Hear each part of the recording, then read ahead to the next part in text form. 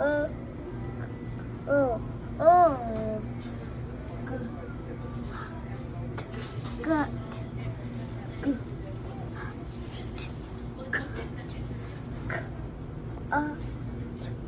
You getting it figured out?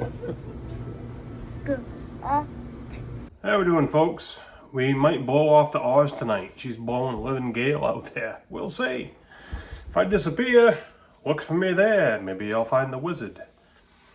This is to discuss public safety communication failures. A lot of it is because of piss poor planning or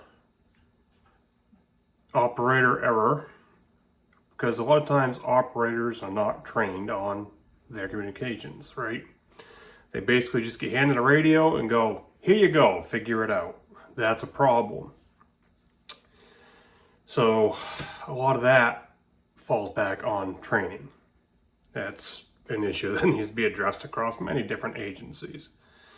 You can't just, it'd be like, whatever, hiring on a new cop and going, you know, here's all your crap, here's your gun, go figure it out. You don't have to go to range, you don't qualify, whatever, just go figure it out. No, it is training, right? So why do you hand somebody a radio and just say, here it is, go figure out how to use it? You're not walked through the features of it, you're not walked through what the channels are, the zones, how to use it. No, just here. It happens. And on top of that, we have a lot of errors built into systems by professionals, which I will use that term loosely.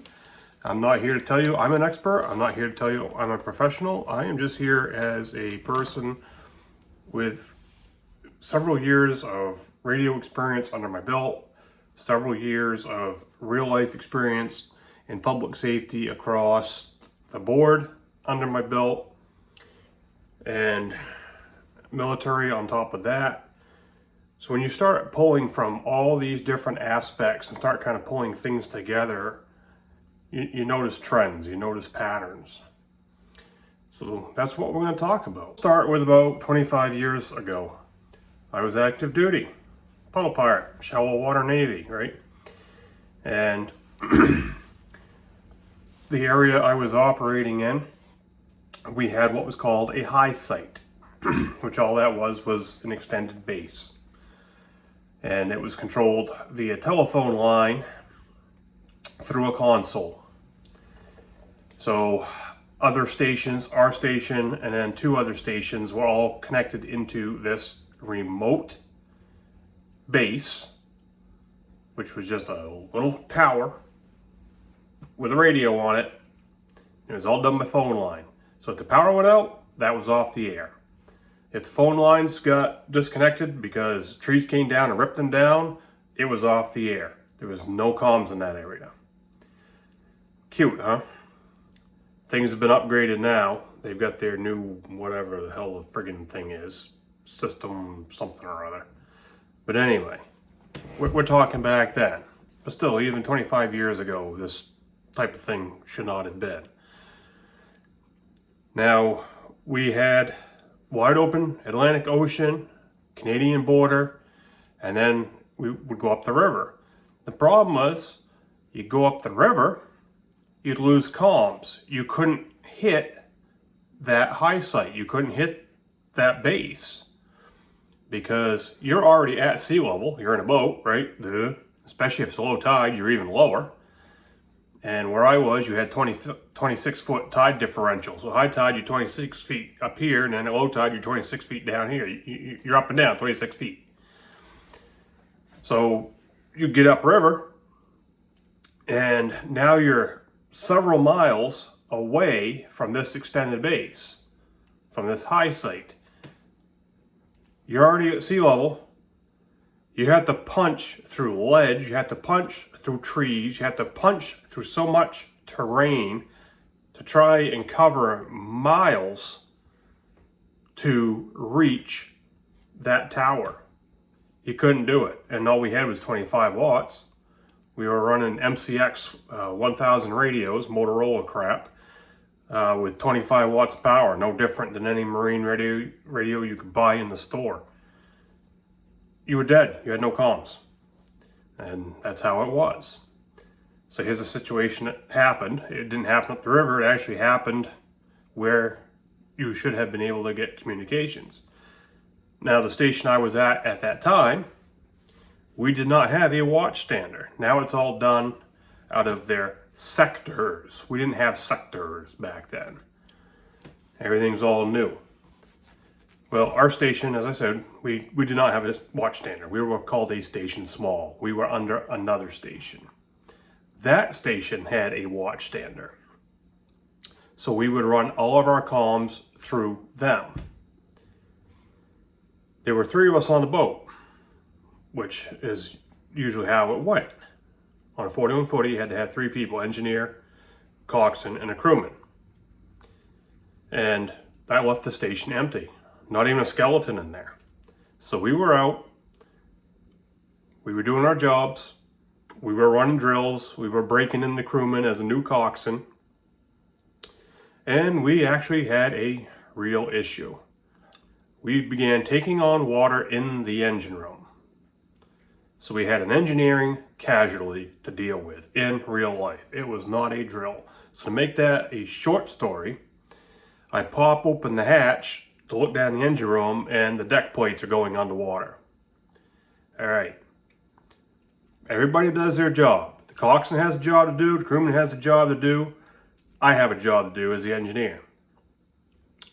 So the certified coxswain is doing the crewman's role. The certified crewman is doing the coxswain's role because he's training for it. We're going to be doing a check ride on him and an oral board on him in the near future, right? So that's the way we ran it. You got the real life deal here, bud. Run with it. So that's what we did, and I did my job. I heard him calling on the radio, calling for Mama Ship, the station that had the watch stander. We were in over 400 feet of water, taking on water. He never got a response on the radio. Never. I got the flooding stopped, found out the cause of it. We were all right. We got the boat back ashore. We were good.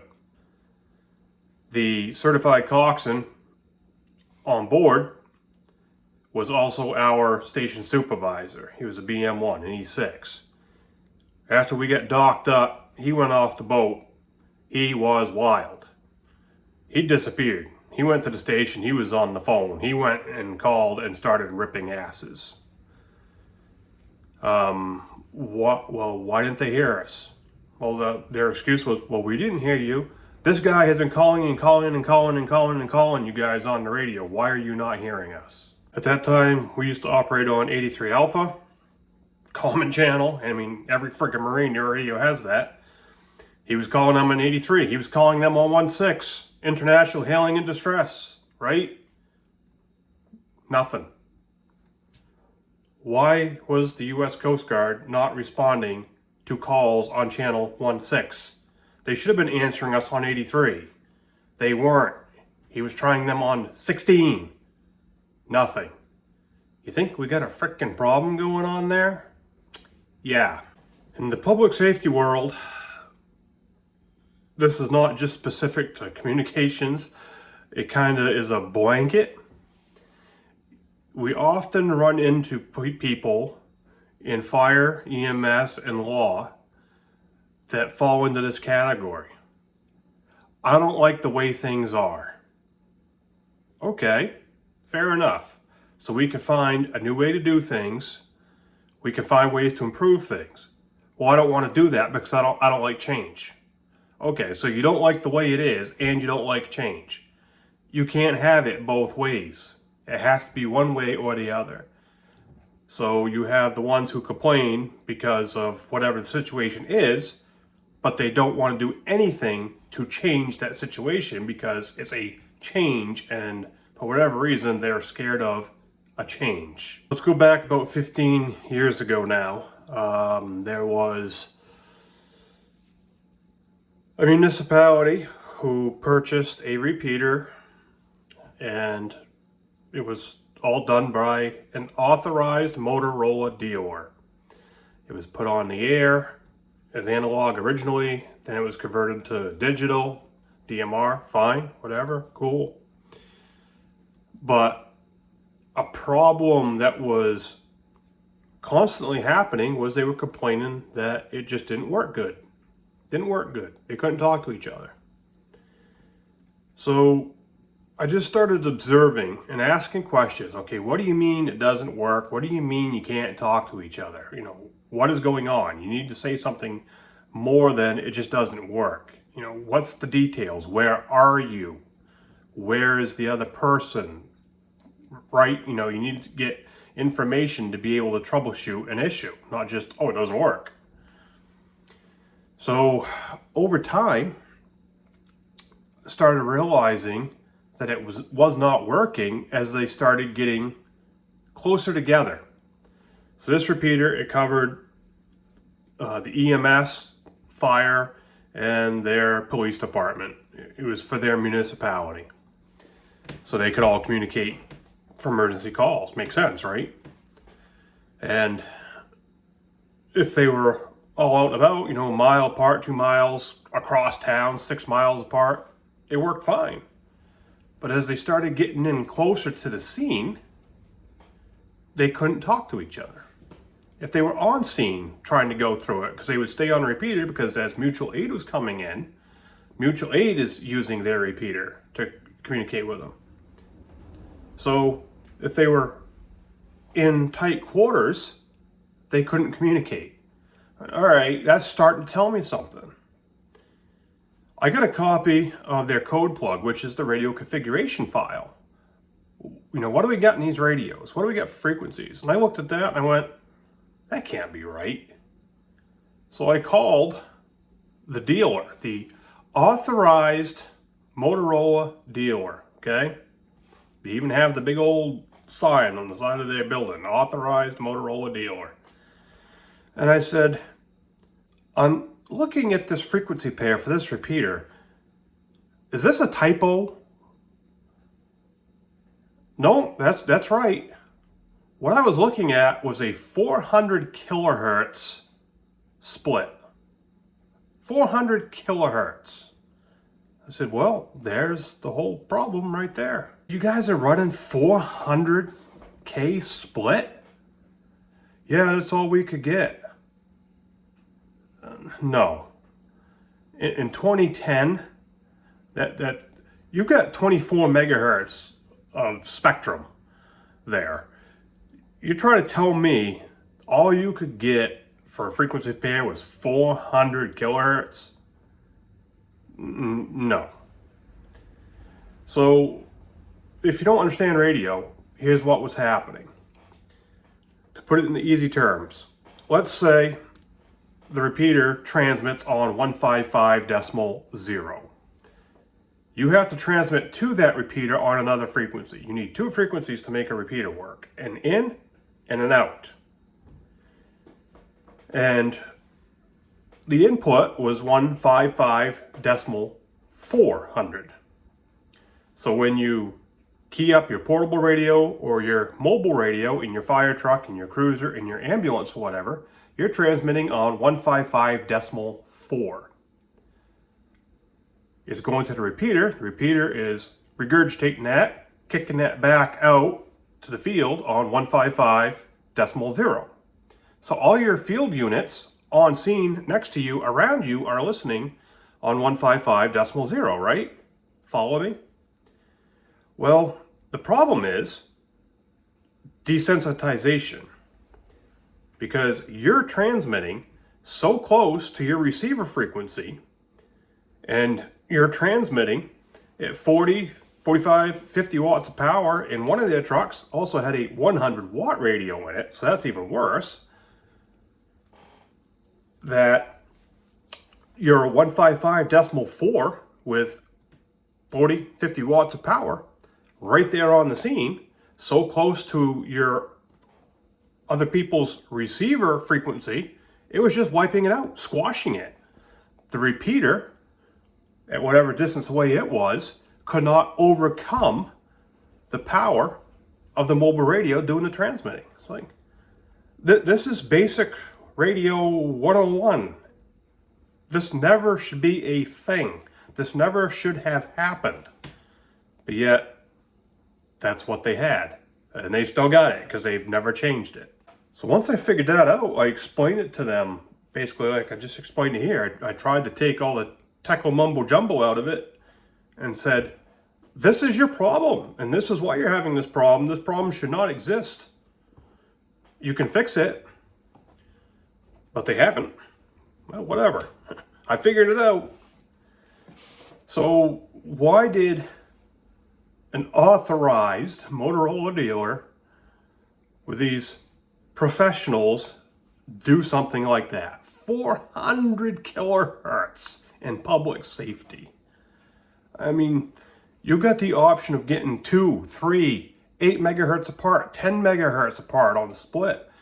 So if you wind up in situations like that, which you are always going to do as you start drawing closer on scenes, if your repeater is transmitting on 155.0, we will say, so all your receivers in the field there are receiving on that frequency. When somebody transmits, they're transmitting up at whatever, 158 and a half, 159 megas, something like that. You've got separation. Then you're not going to have that desensitization because you've got the frequency separation. Oh no, we're going to run right side by side. It's like, you just can't fix stupid, I guess. Also, in those radios, they have no talk around. If that repeater goes off the air due to a structural failure, a power failure, whatever the reason may be, they're done. They have no way of going around that to tell anybody who might be listening on that repeater, hey, the repeater's down. They can't bypass it. That's some pretty smart planning right there, isn't it? This is just some of the real life stuff I have seen. Real world. You can't make this up. I've mentioned this in some other videos. One particular simulcast system for public safety that's been on the air, probably 12 years now, something like that. And you don't know from one key up to the next if it's going to be intelligible or unintelligible. It all depends.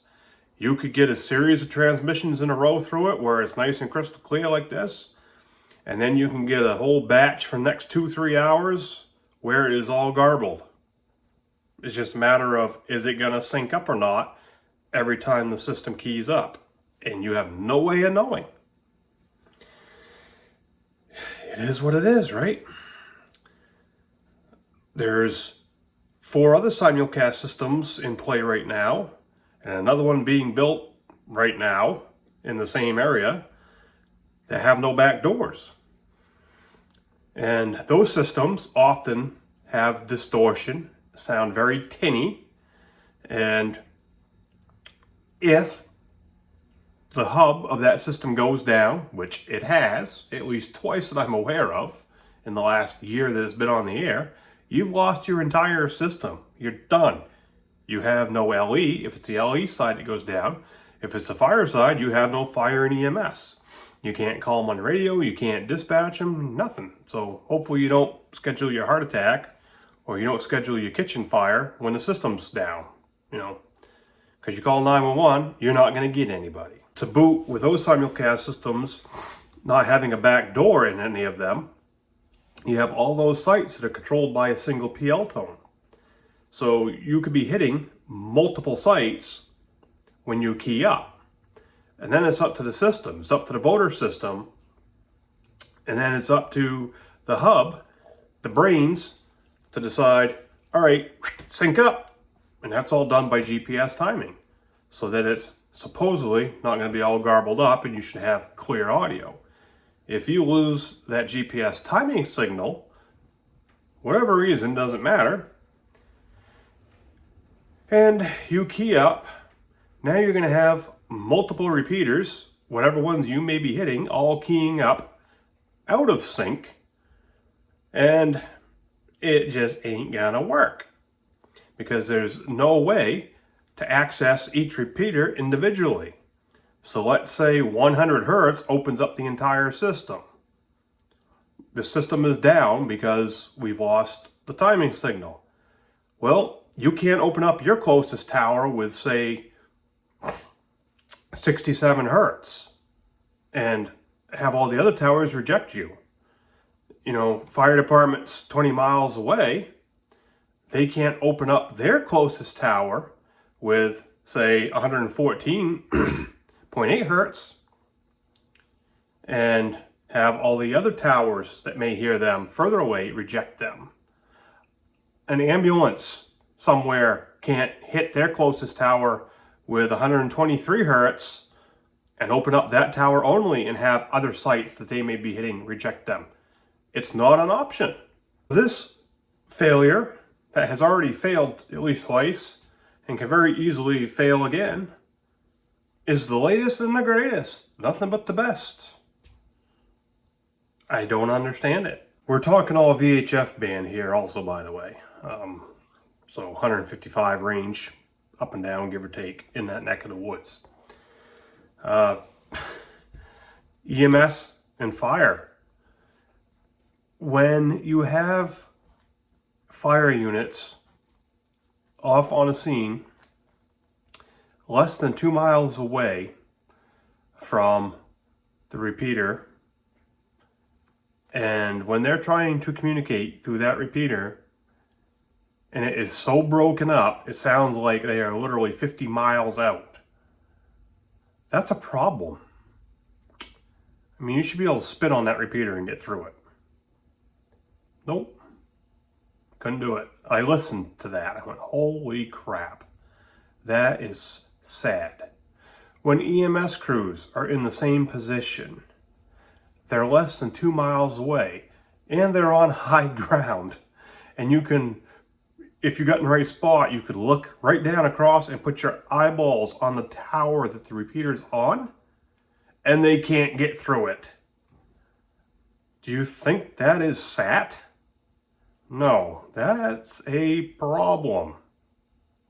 Why can these expensive Motorola radios not communicate, portables by the way, not communicate with a Motorola repeater less than 2 miles away? Meanwhile, off that same site, I can go 13 miles away and punch a VHF signal on 2 meters over 760 feet of rock with that cheap Chinese radio and carry on a conversation on a repeater on that same tower. Does that add up? In one of my hunting videos, I actually have it posted of that conversation when I was 13 miles out going over that 760 feet of rock pile and hitting that repeater, and I was on digital and carrying on a conversation with a guy in Massachusetts. But yet, the Motorola radio's 2 miles out, less than 2 miles out, with a straight shot, can't do it. Real world here, guys. Real world. Moving on. Vehicle repeaters, vehicle-borne repeaters, mobile repeaters. 2 different agencies we're going to discuss here. And there's 2 different ways these are set up. And in the first agency, it's a complete mess right now, and that is in the process of being resolved. I'm working on that. The second agency had the pyramids. They were set up, but they were set up incorrectly. So we're going to talk about that, of why are things done the way they're done. I seem to recall making a video discussing this friggin' little goat screw several months ago. There's a police department and they have vehicle repeaters, which the purpose of the vehicle repeater is, so if you get down in a spot somewhere in a hole and you're out on your portable, which happens all the time, right? And you can't reach the main repeater to get to dispatch, you can go through your cruiser. So you have a link radio in your cruiser connected to your cruiser's mobile radio. You can do this in fire trucks, ambulances too, okay? And your little 5-watt portable down in a hole, down in a basement, wherever you may be, will go through your cruiser. Now you have the power of that mobile radio to communicate with. And then it just comes in reverse back through the cruiser and through the link radio back to you. So they were complaining that it didn't work. Couldn't talk to anybody. Just would not work. And there have been some pretty hairy instances of officers being in pucker factor moments and not being able to use their portable radios because the vehicle repeaters don't work. First of all, we're going to start by saying the way this system is currently set up, each vehicle has a vehicle repeater, but you have to segregate what vehicle you're using. So on your portable radio, you have car 1, car 2, car 3, car 4, so on and so forth. So if you're driving car 4 today and you happen to have your radio on car 2 because that's what you was in yesterday, it's not going to work. If you happen to knock it off to car 1 and you were in car 2, it's not going to work. Because the reason is, each link radio has a tone squelch on it. So the portable radio has to transmit a different tone squelch for each cruiser. So car 1 we'll say is whatever, 100. Car 2 is 123. Car 3 is 118. So on and so forth. All right. So what happens? High stress. Somebody jumps in with somebody else or whatever. They forget to change the channel.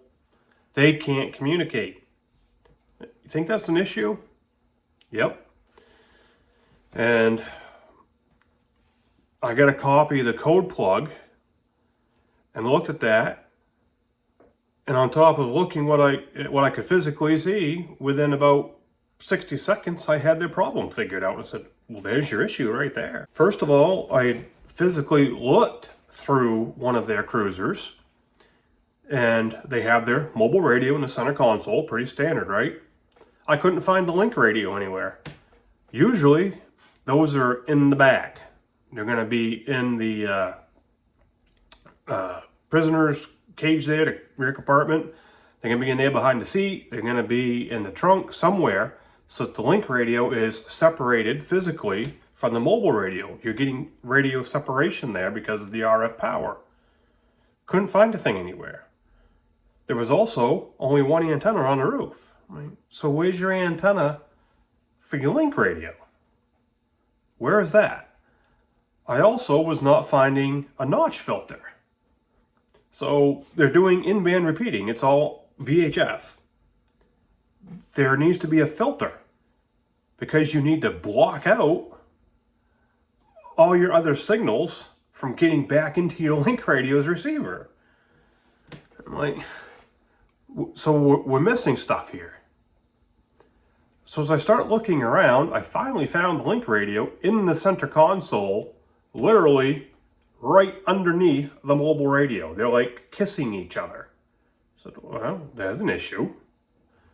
So you got all this RF power coming out of your mobile radio, sitting right on top of your link radio receiver. Okay. Well, where's the antenna for the link radio? Well, I finally found that up in the freaking engine compartment. Yeah, they took a quarter wave antenna and it's just zip tied, stuck up in the engine compartment. Okay. Just looking at this, I can tell you why this doesn't freaking work. You know, because of this and this and this. Here you go. So then I got a copy of their code plug, their radio configuration file for their portables. I looked at that and I went, there it is, right there. I literally got the paper in my hand, started looking at it, and mentally went, it's right there. nobody has figured this out. Professionals built this, and nobody can figure out why this doesn't work. All right. So the link between the cruiser and the portable is duplex. They're transmitting to the cruiser down at 150 something.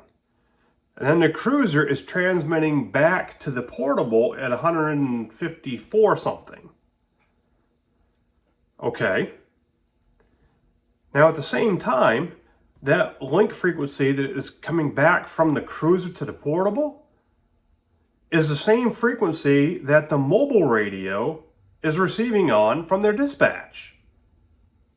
You following me?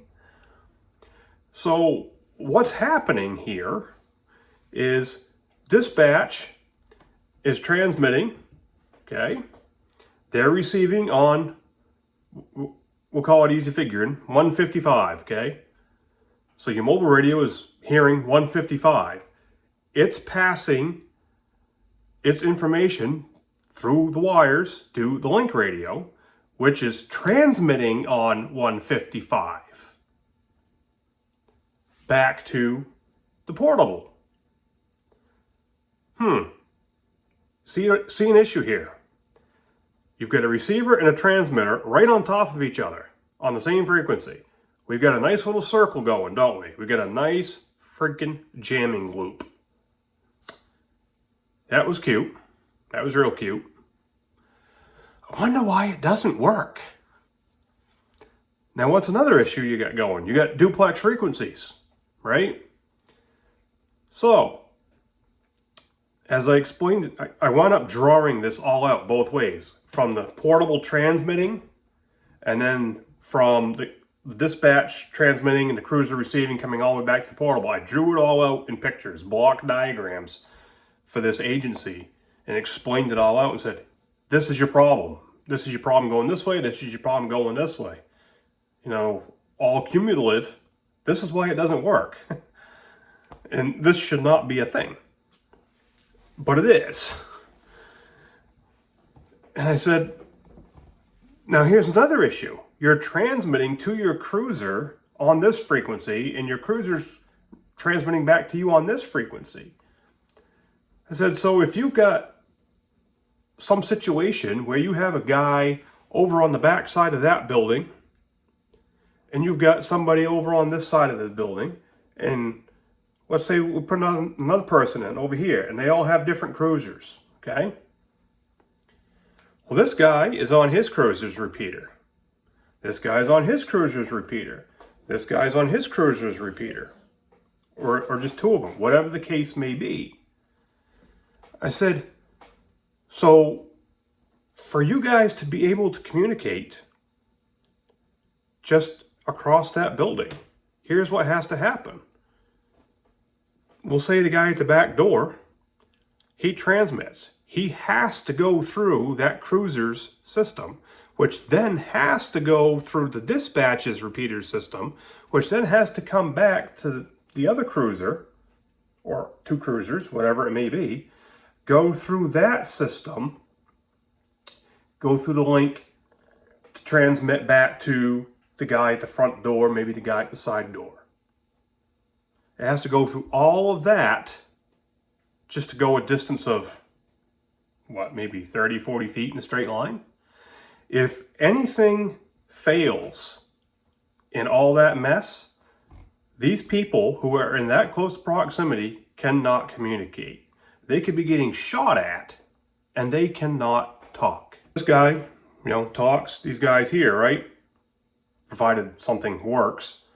So then this guy talks. It has to go in complete reverse, all the way back through, all the way out to the repeater, 13 miles away, and then come all the way back to this cruiser, back to this cruiser system, back to this guy's portable. And why is it they cannot talk direct? If something breaks, because of that duplex frequency.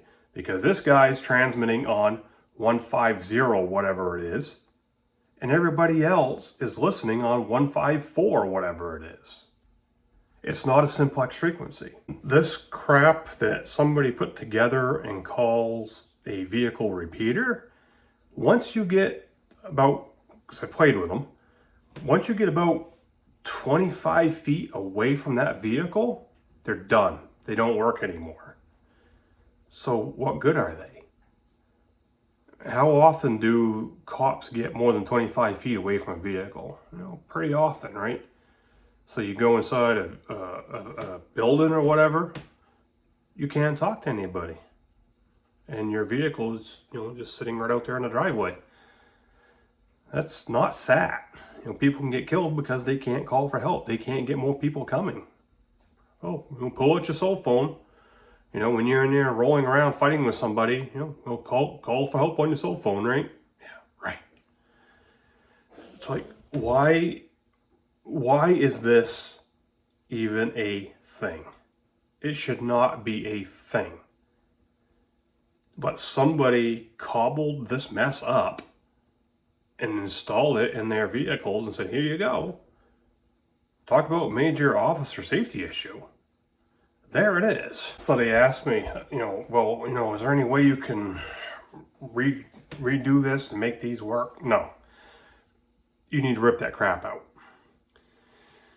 I mean, yeah, you can put notch filters in and so on, but you still have the issue of trying to remember, oh, do I have car 1? Do I have car 4? Do I have car 5? That's stupid. That's absolutely stupid. So I said, no. Pyramid repeaters. And I've discussed these before too. The pyramid repeaters, I've used them before as a user. I'm not a salesman. I'm not just saying, go buy them because I want to try and sell and make money. I'm not even selling them to these guys. But as a user of them, I said to these guys, this is what you need to get. And this is why you need to get them. And I'm telling you this because I have used them and I know how they work. So that's what they've done. They have managed to get the funding for pyramids, and those have been ordered. So the way the pyramids work, it's the same concept as the mess I just described. However, your link frequency between your portable radio and your link radio, it's simplex. It's one frequency, both ways. You're not transmitting out on one and receiving on another. That's a bonus, and we'll get into that bonus. Another bonus, it's a smart system, if you think about it that way. So you can have 2 cruisers, 3 cruisers, 4 cruisers, whatever, show up. Only one of them is going to be active. And I laid this all out to him and said, this is why these things are awesome. You don't do anything. Set it and forget it. So let's say car 1 shows up first at a call. 5 minutes later, car 2 shows up. Car 2 pulls in. That repeater and car 1's repeater are going to communicate with each other. And car 2 is going to say, hey, I'm here now, I'm going to take over. And car 1's going to go, okay, I'm going to go and standby. I'm going to shut down. You don't even know it happened.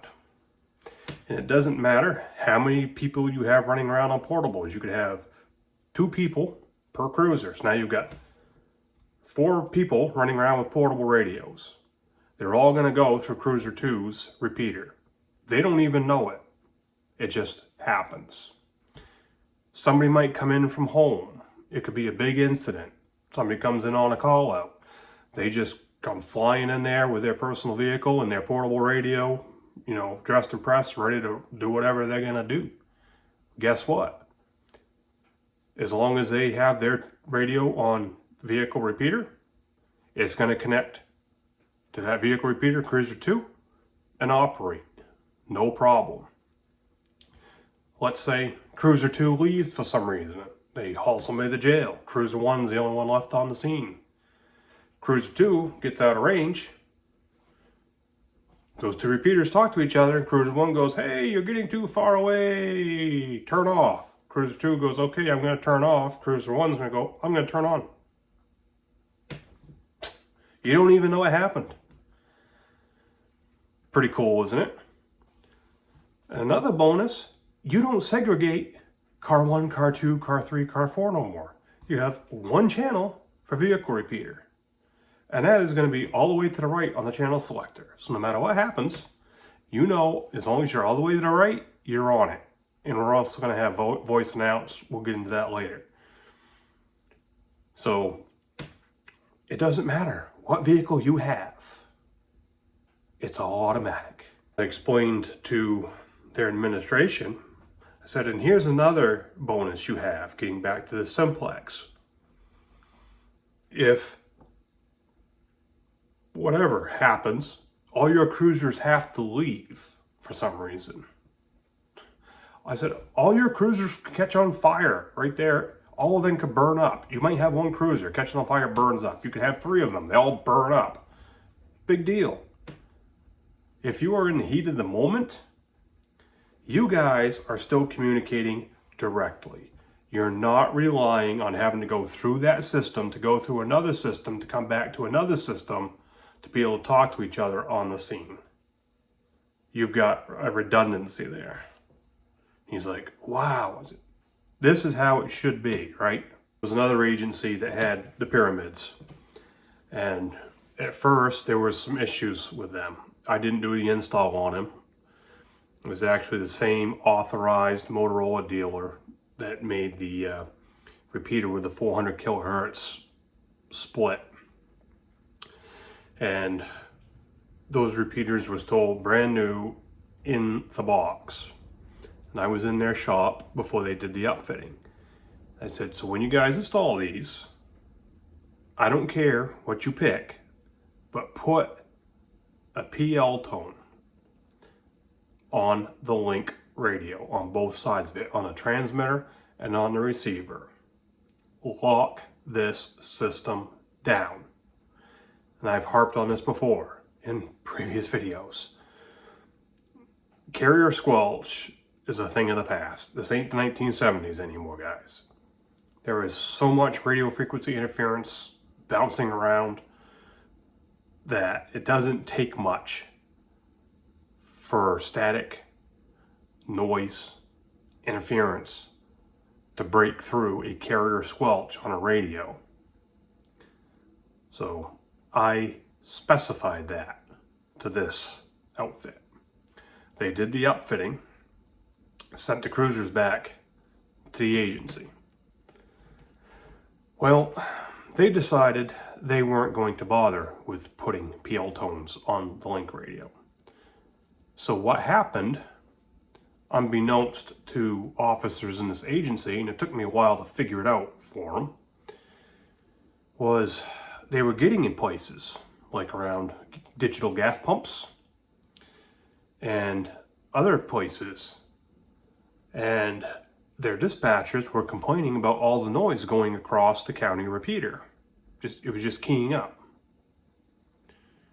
and just wiping out the whole freaking county, and nobody could figure out what it was.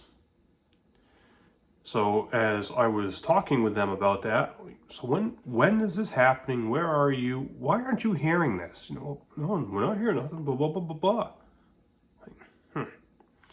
Seems to me like you're doing it. Well, we're not doing it. I said, well, if everybody else is hearing it and you're not, it's telling me you're transmitting. Well, sure enough, they were.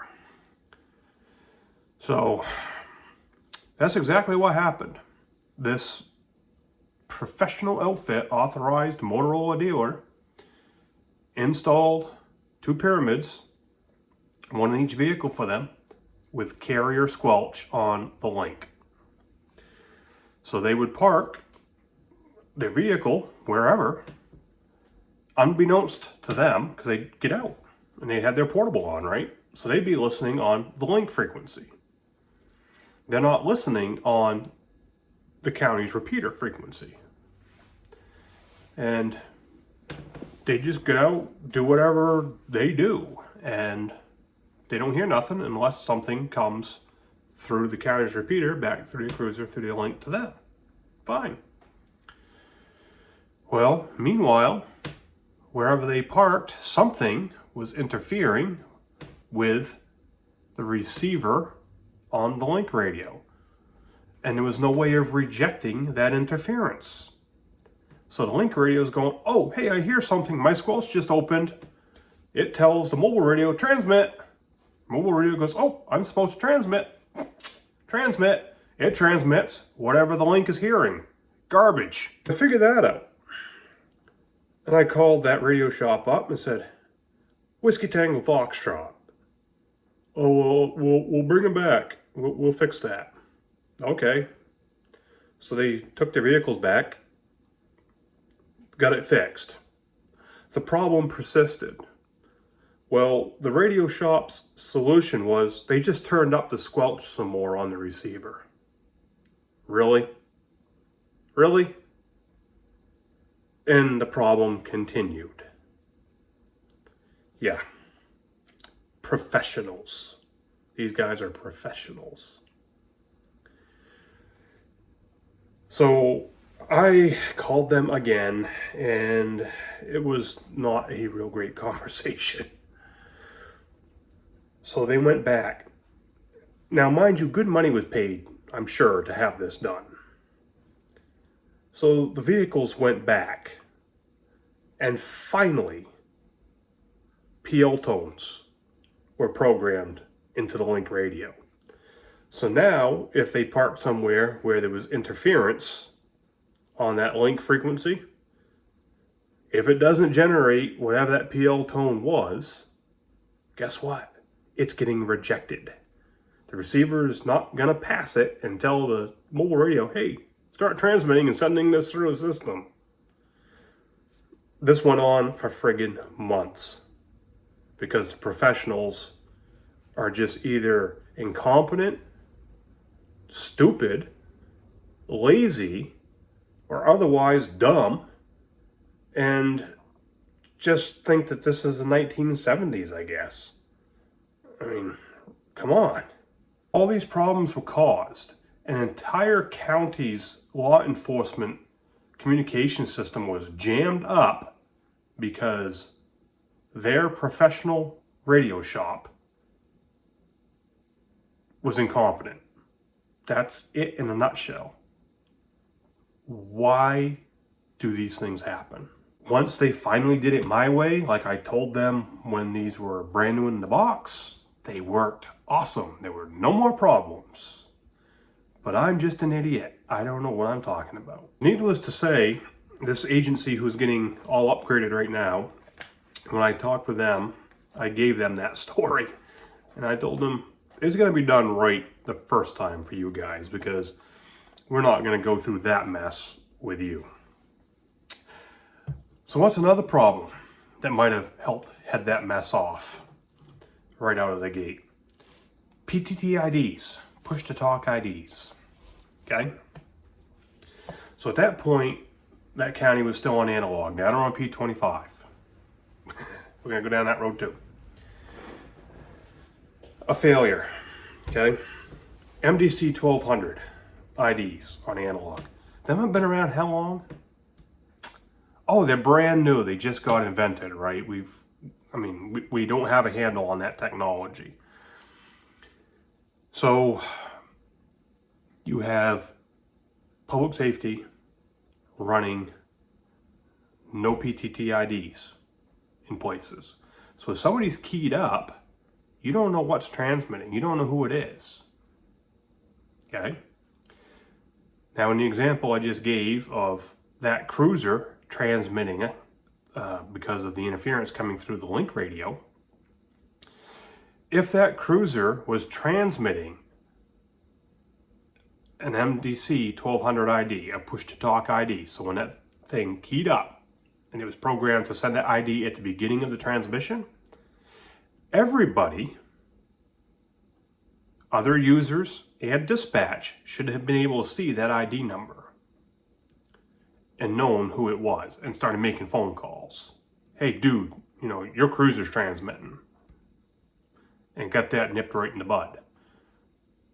But because they don't want to bother with that. Nobody could figure out who it was until I finally figured it out. Now they're on P25, okay? Digital is a whole different ball game than analog. But they are trying to run it like an analog system. Okay? On digital, whether you're running like DMR or P25, every radio has a unique identifier, okay? But for this purpose, we're going to stick with P25. So let's say the sheriff keys up. Let's say his number is 1, okay? So his identifier might be 001, then the chief deputy 002, whatever, they get lieutenant 03, down the line. However they set it up, you know, for their agencies in their areas, right? They key their radio up. Anybody who can decode the push to talk ID should see 001 or 006 or whatever it may be. You can see who's transmitting on your display. Dispatch should also be able to see who's transmitting on their console. And in the digital world, within an agency, you can build a library. You can take that ID number and actually build it into a library so that it pops up with their name. I mean, you can do that in the analog world too. I mean, this stuff is possible. But what this particular place has done, even on P25, everybody has the same identifier. So it doesn't matter if the sheriff keys up, the chief deputy keys up. It doesn't matter if it's a local police officer that keys up. It doesn't matter who it is that keys up on that system. It's all the same radio ID number. So somebody gets an open mic or whatever, and you're just going to see whatever, 150 come across for your radio identifier. Well, who is it? I don't know, because there's whatever, 40 units out there all identifying with radio ID of 150. What happens if somebody gets into a real mess? And let's say they get into an armed conflict with somebody, and they forget to verbally identify because they're in the heat of the moment. You know, their tunnel vision. I'm going to get shot or shoot them or whatever. And they forget to say who they are. But, they're mashing down on their microphone and they're yelling for help. Well, who are they? If the identifiers were set up, everybody would know who was talking. How about that? Now, what's another thing that is absolutely useless without identifiers? Your emergency button, right? You've got a nice big orange emergency button. You get in a real mess, you should be able to push that button. That should send an emergency signal across the system with the identifier for that radio. You should never have to say a word, and everybody should know it's you. Can't do that because it's not set up for it. That's how there's a P25 system being run right now. It's a thing. It's a thing. It's a thing. Analog systems with the MDC 1200 ID. Another place about a year ago mandated everybody must have an identifier on their radio. Okay. Perfect. That is awesome. LE, fire, EMS. Every radio that transmits on any of those systems is supposed to be producing an identifier. That makes sense, right? That was mandated. But where did the problem come in? Well, the problem comes in when you don't know what you're supposed to use for identifiers. when you literally have a fire chief asking the person who made the mandate, so what am I supposed to use for my department for identifiers? And he receives no response. When you have a person who does radio programming for fire departments, LE and such, asking many times, and you have agencies asking many times, what are we supposed to be using for identifiers? And they get crickets. They get nothing. What good is the mandate of having identifiers when you can't even find out what you're supposed to program into your own radios? It took months to find out what identifier string I was supposed to put into an agency's radios. It took many askings and going through a couple of different people to finally find out what the mandate was. Because where this was mandated, what they should have done was had a master list set by the people who made the mandate, right?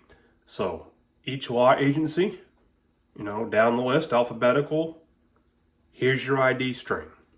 Each fire department, here's your ID string. Each EMS agency, here's your ID string. Everybody has a master list, right? So you know what to use. No, go make it up. When I did a fire department last year, we literally just flew by the seat of our pants, went, well, we're going to throw something in there and just hope we guess it right because nobody will tell us anything.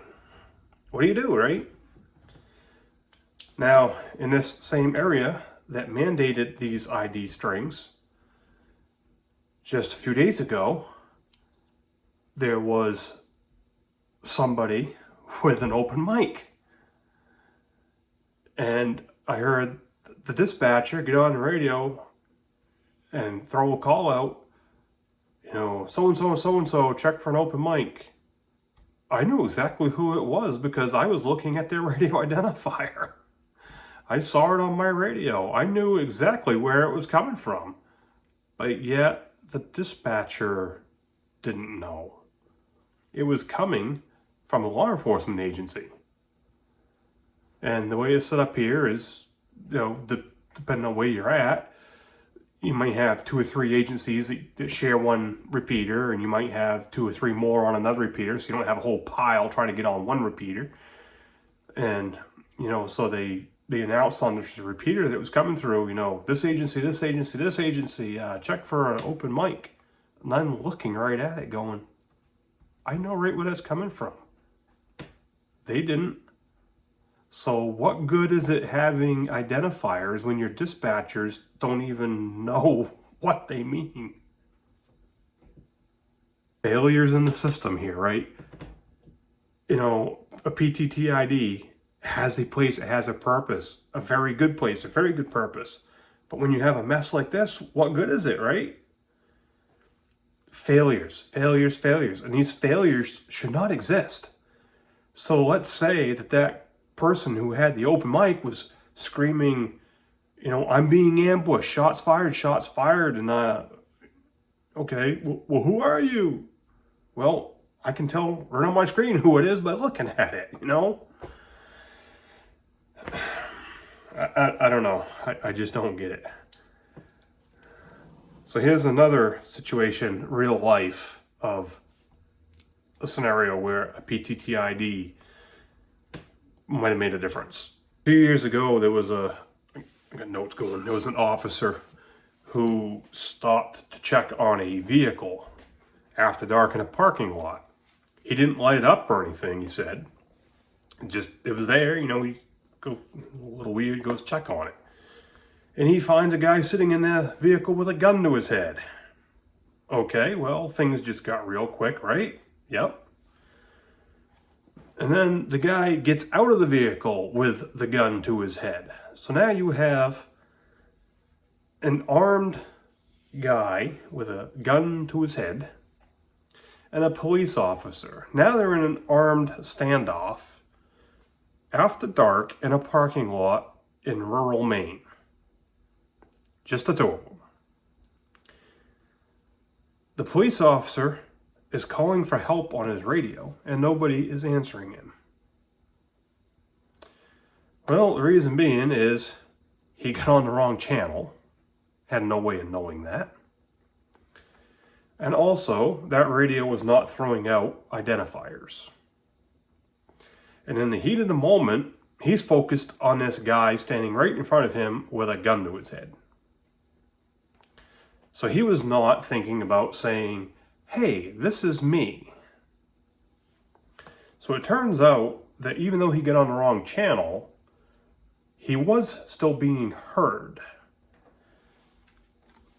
However, because he was on the wrong channel and did not have a radio identifier, and under that instant stress of not verbally identifying himself, the 3 dispatchers who heard him ignored him repeatedly, even though he is repeatedly saying, he's got a gun, he's got a gun, he's got a gun.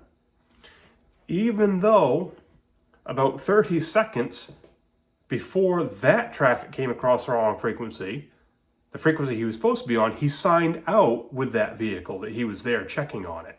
And then all of a sudden, 30 seconds later, somebody comes up on the wrong frequency saying he's got a gun, he's got a gun, he's got a gun.